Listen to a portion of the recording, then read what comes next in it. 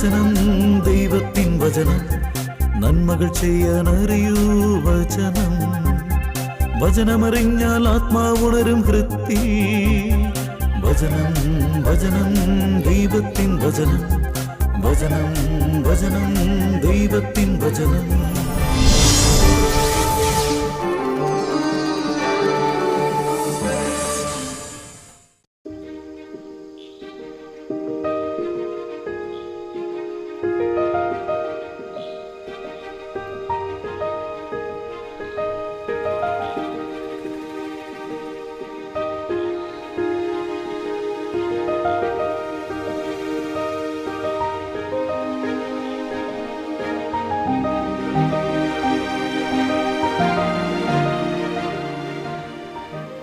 മോളെ ഒരു ബ്രെഡ്. അയ്യോ ചേട്ടാ, ബ്രെഡ് ഇല്ലല്ലോ, ബണ്ണേ ഉള്ളൂ. എന്നാ ബെണ്ണു മതി. പാപ്പിച്ചേട്ടൻ ഇന്ന് ജോലിക്ക് പോയില്ലേ? പോകാൻ സമയമാകുന്നുള്ളൂ മോളെ, എന്നിട്ട് വേണം പോവാൻ. വേറെ എന്താ ചേട്ടാ വേണ്ടത്? ഓ മറന്നും പോയില്ലോ. ആ 2 പാക്കറ്റ് പപ്പടവും ഒരു പാലും.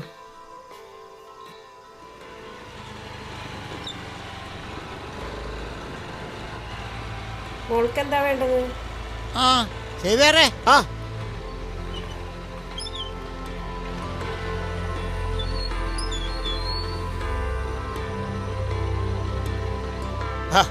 പാപ്പി ചേട്ടാ, എന്തൊക്കെയുണ്ട്? ഓ അങ്ങനെയൊക്കെയാണ് പോകുന്നത്. എന്നെ അന്വേഷിച്ച് വീട്ടിൽ വന്നിരുന്നല്ലേ? ആ എന്നിട്ട് ഭാര്യയുടെ ഫോൺ നമ്പർ വാങ്ങിച്ചിരുന്നു എന്ന് പറഞ്ഞു. പിന്നെന്താ വിളിക്കായിരുന്നു? ഒരു കഷ്ണം പേപ്പറിലാണ് നമ്പർ എഴുതിയെടുത്തത്. വീട്ടിൽ വന്നിട്ട് വിളിക്കാലോ എന്ന് വിചാരിച്ചു. വീട്ടിൽ വന്ന് ഫോൺ എടുത്ത് നോക്കിയപ്പോ പോക്കറ്റിൽ കടലാസ് നമ്പർ എഴുതിയതേ. എന്താണ് പാപ്പി ചേട്ടാ കാര്യം? അതെ വേറൊന്നുമല്ല, എന്റെ മരിച്ചുപോയ കൂട്ടുകാരൻ മിഖായിലിനെ അറിയില്ലേ? എന്ത് ചോദ്യമാണ് ചേട്ടാ ചോദിക്കുന്നത്? എനിക്ക് പിന്നെ അറിയില്ലേ. മിഖായിലിന്റെ മകൻ ഷെറികളുടെ ഒരു കാര്യത്തിന് വേണ്ടിയിട്ടാണ്. എന്താ ചേട്ടാ കാര്യം പറയും? പോസ്റ്റ് ഓഫീസിന്റെ അടുത്ത് അവരുടെ കുറച്ച് സ്ഥലം കിട്ടുമല്ലോ, അതൊരു പറ്റിയ പാർട്ടിയെ കണ്ടുപിടിച്ച് കച്ചവടാക്കി കൊടുക്കണം. അതാണോ കാര്യം? അത് നമുക്ക് ശരിയാക്കി കൊടുക്കാം. ആളിത്തിരി സാമ്പത്തിക ഞെരുക്കത്തിലാണ്. ഈ നമ്പറിലൊന്ന് 9400614774.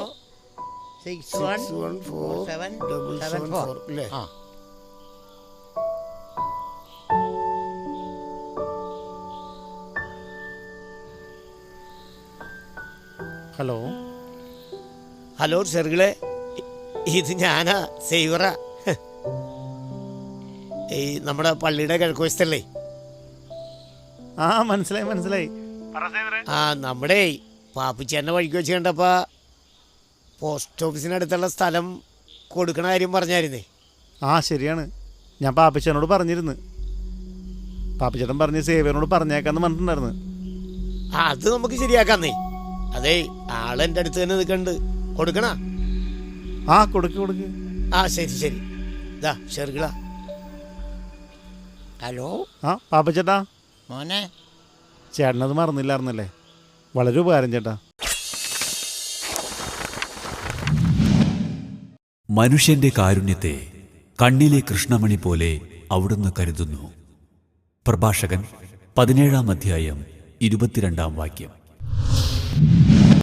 ഓ ശരി മോനെ, അപ്പോൾ ബാക്കി കാര്യങ്ങളേ നിങ്ങൾ സംസാരിച്ചു. എനിക്ക് ജോലിക്ക് പോകണം. കട്ട് ചെയ്യണ്ട കേട്ടോ. ആ ശരി ചേട്ടാ, ഞാൻ കൊടുക്കാം. അപ്പം അത് നമുക്ക് ശരിയാക്കാം കേട്ടാ. ആ സേവറേ, ഓക്കെ ശരി. ചേട്ടാ, ചേട്ടൻ്റെ വീട് വഴിയല്ലേ ഞാൻ പോണത്. ചേട്ടൻ ഇങ്ങോട്ട് കയറി, ഞാൻ ആക്കി തരാം.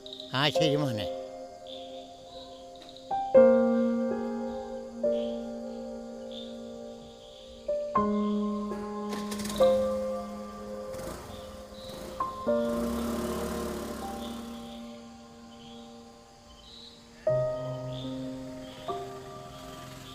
ഹലോ. ഹലോ ഷെറികളെ. ആ സേവറെ പറഞ്ഞോ. അതെ, പറ്റിയൊരു പാർട്ടി വന്നിട്ടുണ്ട്. അപ്പോൾ നമുക്ക് പാർട്ടീനെ ഇന്ന് തന്നെ വരുത്തി കഴിഞ്ഞാൽ കാണിക്കാൻ പറ്റുമോ? അതിനിപ്പോൾ എന്താണ്, സമയം പറഞ്ഞപ്പോഴാണെന്ന് വെച്ചാൽ കുഴപ്പമില്ല. ഓക്കെ എന്നാ ഞാൻ പോസ്റ്റ് ഓഫീസിനകത്ത് ഉണ്ടാവും. ശരി.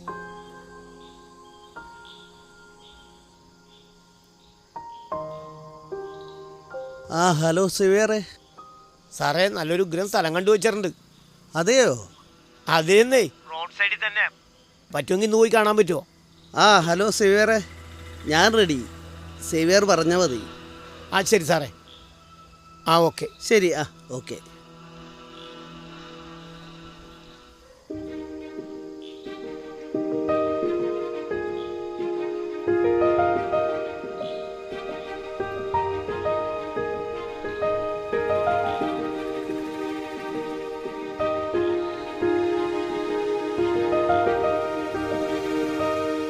പാപ്പിച്ചേട്ടാ, ആ എന്താണ് വഞ്ചിയില്? ആ മോനെ ഡ്യൂട്ടി കഴിഞ്ഞ് വരുന്ന കോളത്തിലുള്ള ആൾക്കാരെ കുറച്ച് മീൻ ഇവിടെ വെച്ചിട്ടുണ്ടാവും. അത് എനിക്ക് വേണ്ടിയിട്ട് വെച്ചേക്കണതാ. അത് ഞാൻ പോകുമ്പോൾ എടുത്തുകൊണ്ട് കൊണ്ട് പോകും. അത് എനിക്ക് വേണ്ടി വെച്ചേക്കണായിരിക്കും.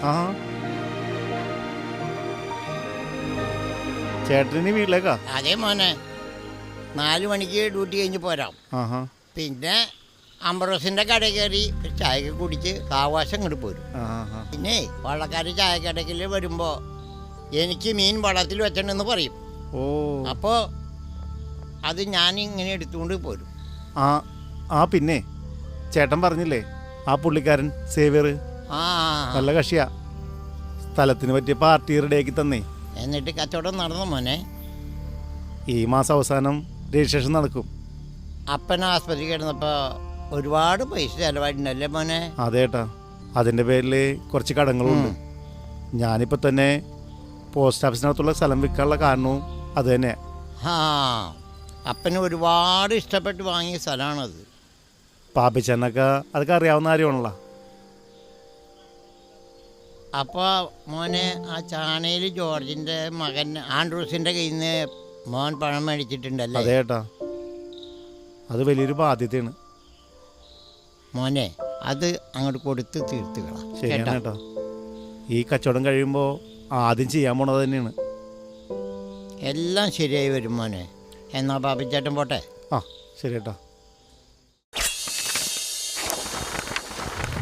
ഒന്നിനെക്കുറിച്ചും ആകുലരാകേണ്ട. പ്രാർത്ഥനയിലൂടെയും അപേക്ഷയിലൂടെയും കൃതജ്ഞതാ സ്തോത്രങ്ങളോടെ നിങ്ങളുടെ യാചനകൾ ദൈവസന്നിധിയിൽ അർപ്പിക്കുവിൻ. ഫിലിപ്പി 4:6 സേവറേ, ഇവിടെ നിലവിലുള്ള വിലയേക്കാളും 1,25,000 സെന്റിന് കുറവാണെന്ന് എനിക്കറിയാം. എടാ, അത് ഞാൻ പറഞ്ഞ് ക്ലിയർ ചെയ്തേനെ. നീ ഇത് 1 മാസത്തിനുള്ളിൽ തന്നെ നടക്കണമെന്ന് ധൃതി പിടിച്ചിട്ടല്ലേ? അതല്ലേ അവർ ഗിയർ മാറ്റിയത്. ഏത് നിനക്ക് കാശിന് നല്ല അത്യാവശ്യം ഉണ്ടെന്ന് അവർക്ക് മനസ്സിലായി. പുള്ളിക്കാരൻ നല്ല അസൽ കച്ചവടക്കാരനല്ലേ? ഇതിങ്ങനെ നടക്കുള്ളൂ. പോരാത്തതിന് നീ ടോക്കൺ മേടിച്ചില്ലേ? ഇനിയിപ്പോൾ അങ്ങനെ നടക്കട്ടെ, അല്ലാതെ എന്ത് ചെയ്യാനാണ്? ആവശ്യങ്ങൾ ഒരുപാടുണ്ട്. എന്താടാ, എന്ത് പറ്റി? ഒന്നുമില്ല, വിളിക്കാൻ. ആൻഡ്രൂസേ. ആഹാ, അത് കൊള്ളാം. അപ്പൊ നീ എന്റെ പേര് പറഞ്ഞിട്ടില്ല. എടാ, നിനക്ക് നാണുണ്ടാടാ? പറഞ്ഞ വാക്ക് പാലിക്കാത്തവൻ. എടാ, നിനക്ക് നാണുണ്ടാന്ന്? പ്ലീസ് ഒച്ചോക്കല്ലേ. എന്തോ ചോദിച്ചാല് ഞാൻ നിനക്ക് കടന്നെന്ന കാശിന്റെ കാര്യമാണ് ഞാൻ പറയണത്. എനിക്ക് കുറച്ച് സമയം കൂടി തന്നെ. ഇതിപ്പോ എത്ര കുറച്ചായടാ? ഒന്നില്ലെങ്കിൽ ഇങ്ങനെ അവിയാനായിട്ട്. ഛേ, നിനക്ക് നാണുമില്ലല്ലോ. നിനക്ക് നാണുമില്ലെന്ന് വെച്ചേ എനിക്കിങ്ങനെ ചോദിക്കാൻ നാണമുണ്ട്. ഇനി ഇതിനൊരു വർത്താനമില്ല. 2 ദിവസത്തിനുള്ളിൽ എനിക്ക് എൻ്റെ പണം കിട്ടണം. ഇതെപ്പോഴും പറയണ പോലെ അല്ല. പിന്നെ ഉണ്ടല്ല, നിനക്ക് വേണ്ടി റെക്കമെൻഡ് ചെയ്ത് ജാമ്യം നിന്ന ആ തെണ്ടി ഉണ്ടല്ല, അവനെ ഞാനിന്ന് കാണുന്നുണ്ട്. ഓക്കെ ഓനോ? അത് പിന്നെ ആൻഡ്രൂസേ, എൻ്റെ ജോലി പോയി. എങ്ങനെ പോകാതിരിക്കും? പറഞ്ഞ വാക്കോ പാലിക്കില്ല. ചെയ്യുന്ന ജോലിക്കെങ്കിലും ഉത്തരവാദിത്തം വേണ്ടേ? ശമ്പളം തന്ന് ജോലിക്ക് നിർത്തിക്കുന്ന ആള് അയാളുടെ ആവശ്യത്തിന് പോയിട്ട് തിരിച്ചു വന്നപ്പോ അയാളുടെ ഡ്രൈവറായ നീ അയാളുടെ വണ്ടിയിൽ വഴിയിൽ ആക്സിഡന്റ് ആക്കി കിടന്ന ഒരാളെ ആശുപത്രി കൊണ്ടുപോയിരിക്കുകയാണെന്ന് അറിഞ്ഞ അയാൾ വെച്ചേക്കോ? പറഞ്ഞു വിടില്ലേ? എടോ, പരോപകാരവും പൊതുപ്രവർത്തനമൊക്കെ വേണം. അത് മറ്റുള്ളവന്റെ കാറും പണവും കൊണ്ടൊന്നുമല്ല, അവനവൻ്റേത് കൊണ്ടാ. കേട്ടല്ലോ? 2 ദിവസം, 2 ദിവസം. അല്ലെങ്കിൽ നീ വിവരം അറിയും.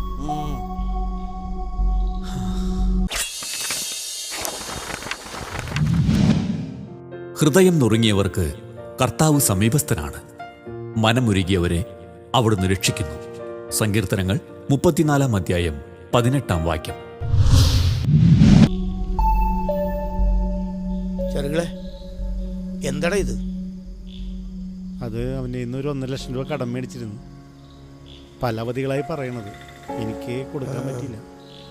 എന്നാലും ഇതിങ്ങനെ വഴിയിലൊക്കെ വെച്ച് പിടിച്ചു നിർത്തി ഇങ്ങനെ പറയാന്ന് വെച്ചാ എന്ത് ചെയ്യാൻ പറ്റൂടാ? നമ്മുടെ കച്ചവടം നടക്കുമ്പോൾ കൊടുക്കാന്ന് വിചാരിച്ചിരിക്കണേ. എടാ, അതിന് ഇനിയും 10-25 ദിവസം എടുക്കൂലേ? ഇതിപ്പോ 2 ദിവസത്തിനുള്ളിൽ കൊടുക്കണമെന്നല്ലേ അയാൾ പറഞ്ഞത്. ഇത്രയും പെട്ടെന്ന് കൊടുത്തു തീർക്കണം. ഇതൊക്കെ പെട്ടെന്ന് തന്നെ കൊടുത്തു തീർക്കുന്നതാണ് നല്ലത്. നമ്മുടെ കാര്യം പിന്നെ ഉറപ്പാണ്. നീ ടോക്കൺ വരെ മേടിച്ചേക്കണല്ലേ? എന്തെങ്കിലും വഴി കാണൂടാ. ഞാൻ പൊക്കോട്ടെ.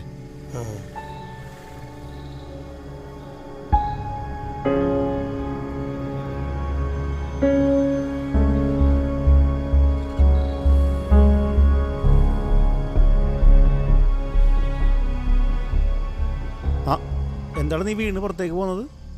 അല്ലാതെ പിന്നെ എൻ്റെ വീട്ടുകാരെ കൂടി അറിയിച്ച് എന്നെ കൂടി അവതാളത്തിലാക്കണം. അല്ല, അതിന് പിന്നെ അധികം സമയമില്ലല്ലോ. അവൻ എൻ്റെ വീട്ടിൽ എത്തും. ബെസ്റ്റ്. എന്താ? ആരാ? അവനാ, ആൻഡ്രൂസ്. അല്ലാതെ പിന്നെ ആര്? നീ കോൾ എടുക്ക്. അവൻ എന്താ പറയണെന്ന് അറിയാലോ. എന്തിന്? പിന്നെ എന്തറിയാൻ? നിന്നോട് പറഞ്ഞതിലും ഒരു 2 ഇരട്ടി കൂടി എനിക്ക് കിട്ടും, ഉറപ്പാ. പിന്നെ ഫോണിൽ കൂടി ആയിരിക്കുന്നൊരു ആശ്വാസമുണ്ട്. ഇതിപ്പം നിന്നെ ഇങ്ങനെ വഴി തടഞ്ഞു നിർത്തി ഭീഷണിപ്പെടുത്തിയിട്ടുണ്ടെങ്കിലുണ്ടല്ലോ, സംഗതി ഇപ്പം സീരിയസ് ആണ്. നീയും തിരിച്ചു വിളിക്കടാ. അവധി ചോദിക്കാനോ? അതെ, അല്ലാതെ പിന്നെ ഈ 2 ദിവസത്തിനുള്ളിൽ 1.5 ലക്ഷം രൂപ ഞാൻ എവിടെ നിന്ന് തുറക്കാന്? നീ വാ, എനിക്കൊരു ഉറപ്പില്ല കേട്ടാ. ഇതവനാ. എടുക്കെടുക്ക്. ഹലോ ഹലോ, ഞാൻ ആൻഡ്രൂസാടാ. മനസ്സിലായടാ. അതാണല്ലോ ആദ്യം വിളിച്ചപ്പോൾ എടുക്കാത്തതും രണ്ടാമത് വിളിച്ചപ്പോൾ എടുക്കാൻ ഇത്ര താമസവും. ഏയ്, അങ്ങനെയൊന്നുമില്ലടാ. ആ ഷെറുകളുടെ കാശിന്റെ കാര്യം എന്താണ് നീ പറയണത്? അത് പിന്നെ അവന് കുറച്ച് സാവകാശം കൊടുക്കണം. കുറച്ച് പോയിട്ട് ഒരു നിമിഷം പോലും കൊടുക്കില്ല. എൻ്റെ സ്വഭാവം അറിയാലോ. എടാ, അവൻ്റെ അപ്പനെ ആസ്പത്രി കിടന്നപ്പോ എൻ്റെ അടുത്ത് വന്ന് കരഞ്ഞ് കാല് പിടിച്ചിട്ടാണ് നിന്റെ മധ്യസ്ഥയിൽ കാശ് മേടിച്ചു കൊടുത്തത്. തിരിച്ചു വാ, നന്ദി കാണിക്കണം, അല്ലെങ്കിൽ വിവരം അറിയും. രണ്ടും കേട്ടോ. രാവിലെ ചാർജ് ചെയ്യാനും മറന്നു. 2 കട്ടയുണ്ട്. എടാ, എന്താണോ പറഞ്ഞെന്ന് പറ. അത് നീ പറ. ദേ, ഒരു കാര്യം പറഞ്ഞേക്കാം. കട്ടിട്ടാണെങ്കിലും പിടിച്ചു പറിച്ചിട്ടാണെങ്കിലും അവൻ്റെ കാശ് കൊടുത്തേക്കണം, അല്ലെങ്കിൽ വിവരം അറിയും.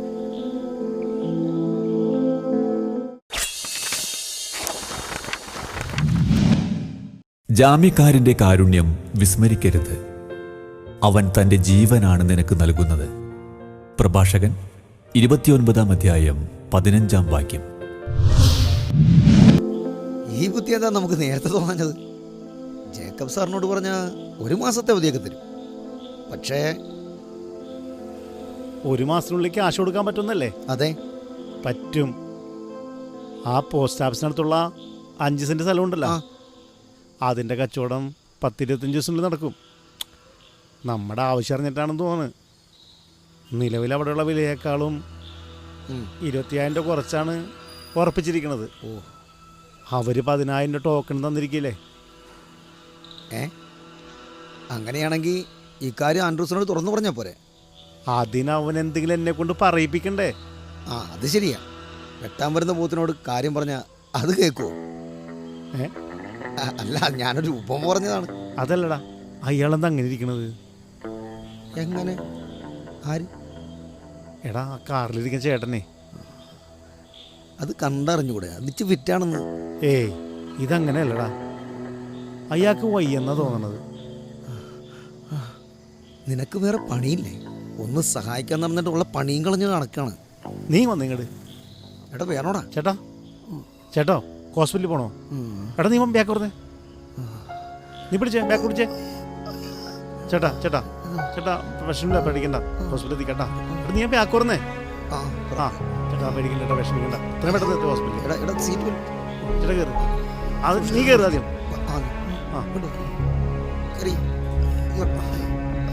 കയറി.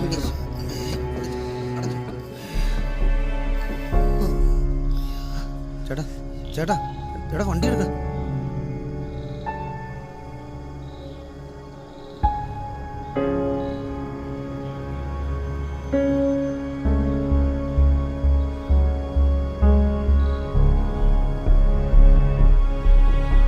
കുഴപ്പമില്ല.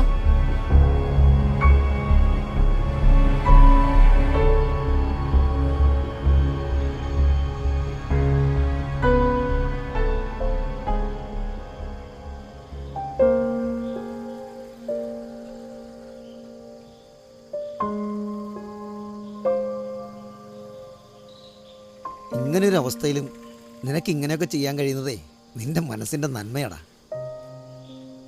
അയാളെ കണ്ടില്ല എന്നടിച്ച് നമുക്ക് പോകായിരുന്നു. പിന്നീട് അയാൾക്ക് എന്തെങ്കിലും പറ്റിയെന്നറിഞ്ഞ എന്നെ സംബന്ധിച്ചോളം മനസ്സമാധാനം അത് ഉണ്ടാവും. ശരിയാ. നിന്റെ പ്രവൃത്തികൾക്ക് കർത്താവ് പ്രതിഫലം നൽകും. നീ അഭയം പ്രാപിച്ചിരിക്കുന്ന ഇസ്രായേലിന്റെ ദൈവമായ കർത്താവ് നിന്നെ സമൃദ്ധമായി അനുഗ്രഹിക്കും. റൂത്ത് 2-ാം അധ്യായം 12-ാം വാക്യം. അയാളെ ഹോസ്പിറ്റലിൽ എത്തിച്ച് രക്ഷിക്കാൻ കഴിഞ്ഞപ്പോൾ അതിലൊരു മനസ്സുഖമുണ്ട്. ആ ഹോ, ഇനിയിപ്പോൾ ധൈര്യമായിട്ട് ജേക്കബ് സാറിനെ കാണാൻ പോകാം. സാർ അവിടെ ഉണ്ടാവോ? ഇല്ലെങ്കിൽ നമ്മൾ ഉള്ളെടുത്ത് പോയി തപ്പും. നീ വാ. ആ വാ.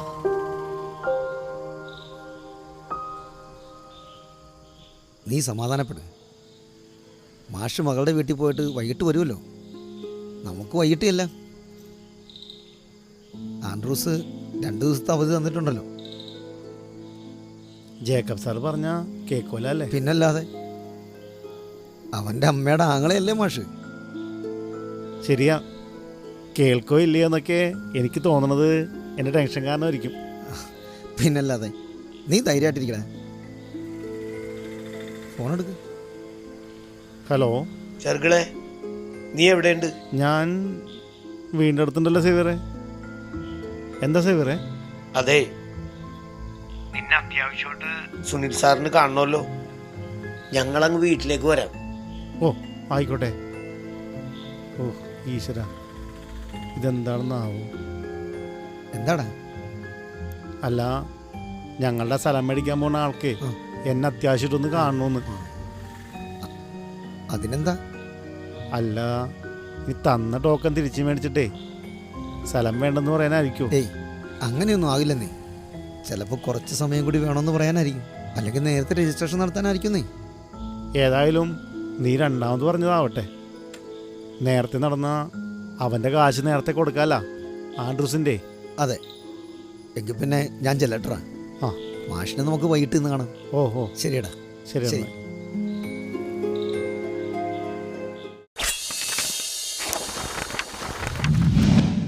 വിശ്വസ്ത സ്നേഹിതനെ പോലെ അമൂല്യമായി ഒന്നുമില്ല. അവന്റെ മാഹാത്മ്യം അളവറ്റതാണ്. പ്രഭാഷകൻ 6-ാം അധ്യായം 15-ാം വാക്യം.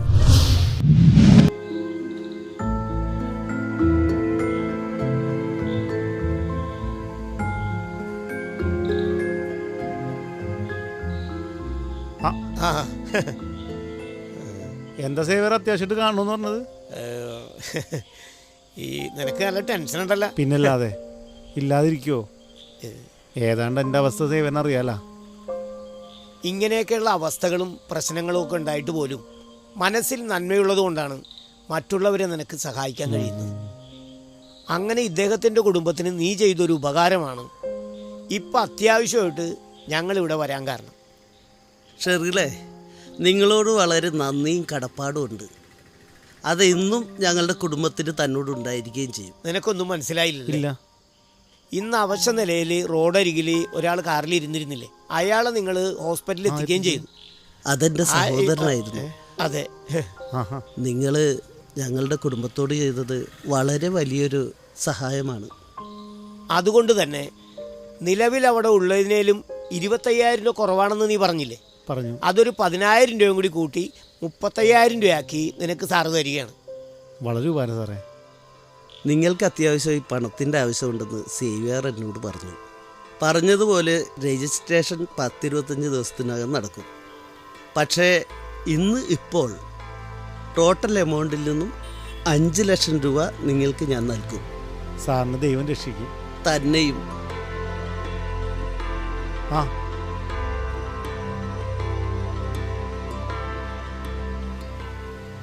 ജേക്കബ് സാർ നേരത്തെ വീട്ടിൽ വന്നിരുന്നു. സാറിനെ ഞാൻ കണ്ടു. നിന്റെ കാര്യങ്ങളൊക്കെ പറഞ്ഞിട്ടുണ്ട്. സാറെല്ലാം ശരിയാക്കാമെന്നും പറഞ്ഞിട്ടുണ്ട്. പിന്നെ അത് നിന്നെ വിളിച്ച് പറയണമെങ്കിൽ ഫോണിൽ ചാർജ് ഇല്ലല്ലോ. വേണ്ടടാ, ആൻഡ്രൂസിന് കൊടുക്കാനുള്ള പണം റെഡിയാണ്. അതെങ്ങനെ? എടാ, ഇത് പോസ്റ്റ് ഓഫീസിനടുത്തുള്ള എൻ്റെ സ്ഥലം മേടിക്കാൻ വന്ന സുനിൽ സാറാണ്. സേവരണ പിന്നെ നിനക്കറിയാലോ. ഈ സാറിൻ്റെ സഹോദരനാണ് രാവിലെ നമ്മ കാറിൽ ഹോസ്പിറ്റലിൽ എത്തിച്ചത്. ഹോസ്പിറ്റലിൽ കൊടുത്ത അഡ്രസ്സിൽ നിന്നാണ് ആള് ഷെർഗിളാണെന്ന് മനസ്സിലായത്. അവിടെ കൊടുത്തിരുന്ന നമ്പറിൽ വിളിച്ചിട്ട് എടുക്കുന്നുമില്ല. അതെൻ്റെ നമ്പറായിരുന്നു സാർ. ചാർജ് തീർന്ന് ഫോൺ ഓഫായി പോയി. ഉടനെ ഞാൻ സേവിയറിനെ വിളിച്ചു. രണ്ടുപേരോട് നന്ദിയുണ്ട്. അയ്യോ, ഒരാളോട് മാത്രം പറഞ്ഞാൽ മതി, ഇവനോട്. അതിൻ്റെ ക്രെഡിറ്റും ഇവനുള്ളതാണ്. ഇവന് മാത്രം. പുള്ളിയെ കണ്ടതും വിവരം തിരക്കാമെന്ന് പറഞ്ഞത് ഇവനാണ്. അപ്പോഴും ഞാൻ പറഞ്ഞത് മദ്യപിച്ച് ലെക്ക് കെട്ടിരിക്കുകയെന്ന്, നമുക്കിവിടുന്ന് പോകാമെന്ന്. പക്ഷേ ഇവൻ സമ്മതിച്ചില്ല. വിവരം ചോദിച്ചതും കാറിൻ്റെ പിന്നിലിരുത്തിയതും ഒരു കണ്ണട വെച്ച ആളാ വണ്ടി ഓടിച്ചതെന്നെല്ലാം അവൻ പറഞ്ഞു.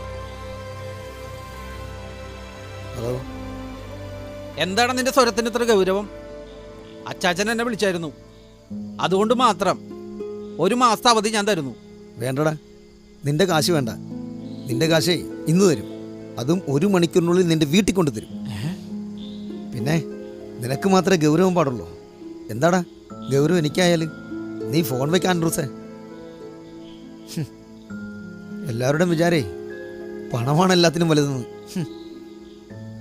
പണമല്ല, അതിനേലും വലുത് മനസ്സിൻ്റെ നന്മയും മറ്റുള്ളവരെ സഹായിക്കാനുള്ള മനസ്സുമാണ്. അത് നിങ്ങൾ തെളിയിച്ചു കഴിഞ്ഞല്ലോ.